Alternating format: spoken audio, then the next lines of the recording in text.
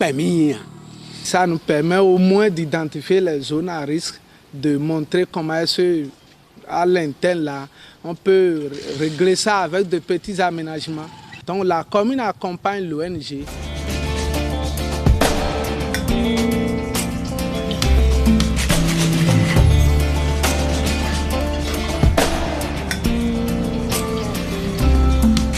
À Pélikpor, dans la commune de Zanyanado, Félix Samenon, producteur de soja et de maïs, avait toujours été victime des eaux de ruissellement qui dévastaient son champ à cause de ses pratiques de culture. Son espace cultivable était rodé par les eaux de pluie.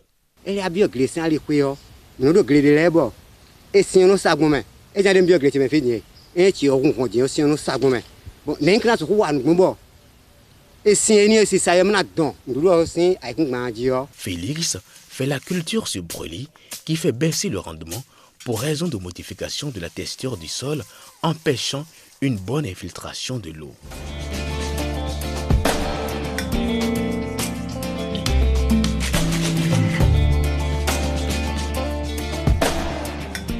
L'eau du bas-fond de Serrouet ne sert pas que Georges. Son confrère Ghislain en fait également usage en venant s'installer dans le lit du bas-fond. Cette eau est prélevée et mélangée à l'intrant dans le pulvérisateur pour désinfecter les légumes. Mais l'utilisation des intrants chimiques revient polluer la source d'eau. Un aspect que Ghislain ignore, lui qui vante tant les mérites de l'eau.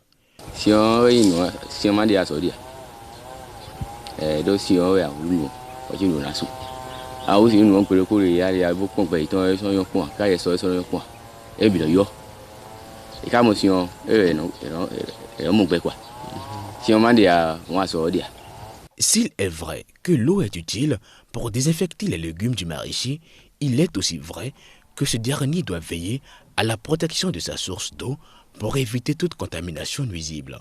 Le produit chimique utilisé pour tuer les insectes pollue la source d'eau, surtout lorsque le même arrosoir est replongé dans la source d'eau pour prélever de l'eau. De la même manière, l'eau de lessive ne peut être versée dans le coup d'eau, comme c'est ici le cas à Zungudo, même si Dame Henriette s'en défend.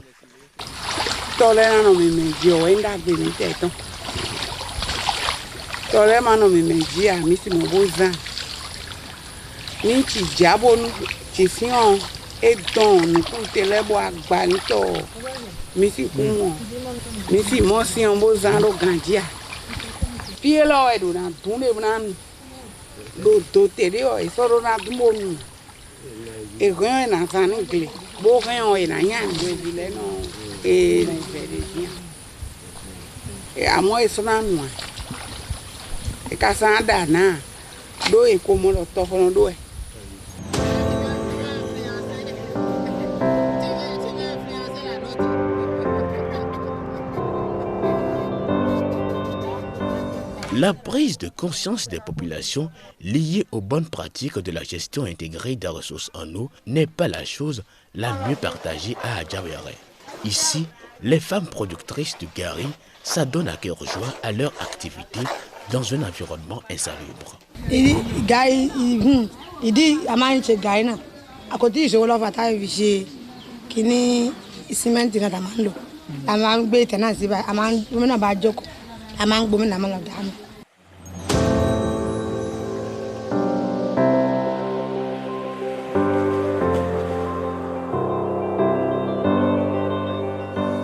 L'eau, la richesse, source de vie et de mort, est aussi source de conflits entre les hommes. De plus en plus, les éleveurs de bovins et les agriculteurs vivent en mésintelligence. Et pour cause, les bœufs traversent les champs pendant leur pâturage, dévastent toutes les cultures avant d'atteindre un point d'eau pour s'abreuver. Ce conflit conduit parfois à des pertes sans vie humaine. L'histoire de Célestin Kotobiojo est édifiante.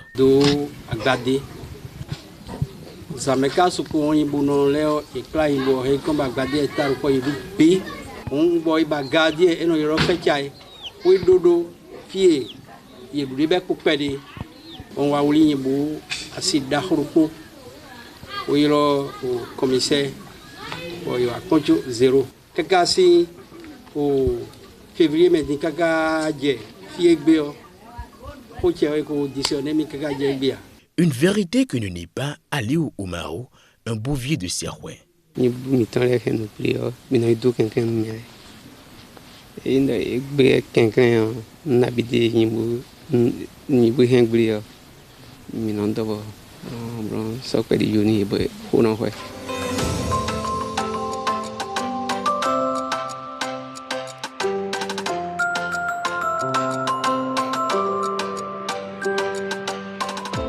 Les dommages créés par l'eau sur l'être humain proviennent également des unités industrielles installées dans nos communes.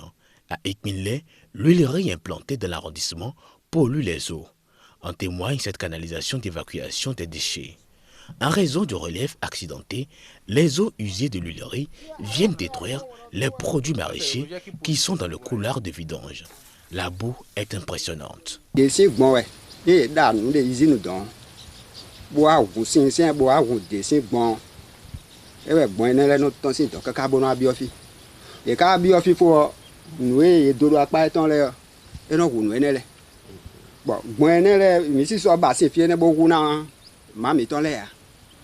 Mais quand les deux si on a les moyens de les filer non dossier de filer les global ils sont bâtis en bon noir et quand ce sont les abonnés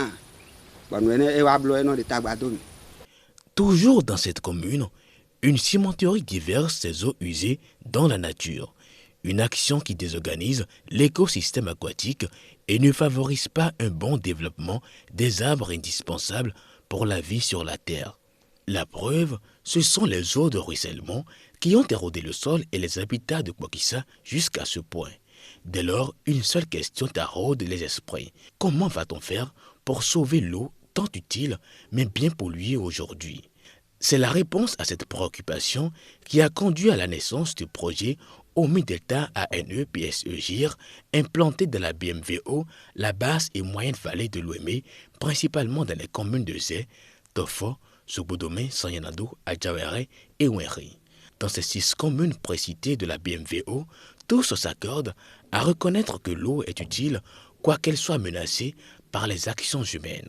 L'objectif réel du projet OMI Delta ANPSJ, c'est de réduire les inondations dans la basse et moyenne vallée de l'Ouémé par la mise en relation et les synergies d'action entre l'amont et l'aval du fleuve. L'AGI, gestion intégrée des ressources en eau, veut que vraiment tous les acteurs de l'eau s'unissent pour parler des questions, des problèmes liés à l'eau. À savoir pêcheurs, agriculteurs, éleveurs, mes femmes de ménage, tous ceux qui utilisent l'eau, que ce soit dans la transformation des produits agroalimentaires, bon, dans toutes les formes. Tous ceux qui utilisent l'eau sous toutes les formes pour la transformation. Donc, l'AGI souhaite que eux tous soient ensemble pour parler des problèmes liés à l'eau. La ressource aussi se raréfie. L'eau se raréfie. Pourquoi? Parce que nous vivons les temps des changements climatiques et quand on parle de changement climatique, c'est plus la modification de la succession des étapes de l'atmosphère. Cela agit sur la répartition des pluies. On n'a plus les pluies à temps. La pluie qui doit venir sur une période de 3 mois, vous pouvez peut-être avoir cette quantité d'eau dans une période laps d'1 mois. Donc ça crée effectivement des difficultés. Et non seulement ça aussi, quand ça tombe sur cette manière, c'est que pour circuler, d'abord ça file, ça a une vitesse très importante et cela laisse des traces comme érosion partout. Le rôle de l'homme dans ce processus est à plusieurs égards. 1. La déforestation est à l'origine de l'augmentation du taux de ruissellement au niveau du fleuve. Deuxième aspect, maintenant, vous constatez que de plus en plus, compte tenu de la croissance démographique, l'homme s'installe dans les zones non aedificantes, c'est-à-dire les zones impropres à l'habitation. Du coup, la maison de l'eau devient la maison de l'homme. Un autre facteur, c'est du fait que on constate que ce soit en amont comme en aval, les gens ne prennent pas suffisamment de mesures lorsqu'ils veulent faire les travaux champêtres. Ils ne tiennent pas compte du ruissellement avant de pouvoir s'installer. Donc du coup, par moment, ils barricadent le chemin de l'eau, ce qui fait que l'eau est obligée de contourner. Par moment, l'homme pose également des actions pour augmenter le ruissellement de l'eau. Mais l'autre phénomène qui ne dit pas son nom et qui est la responsabilité collective de tout le monde, c'est les changements climatiques. Ces changements climatiques qui sont dus par l'accélération de l'émission des gaz à effet de serre. Donc du coup, le régime pluviométrique de nos jours est modifié.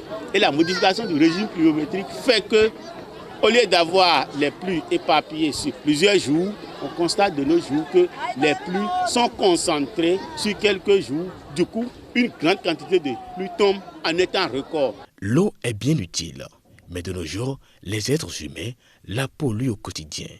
Comment nos ancêtres ont-ils vécu pour léguer un héritage sain? Grosse interrogation.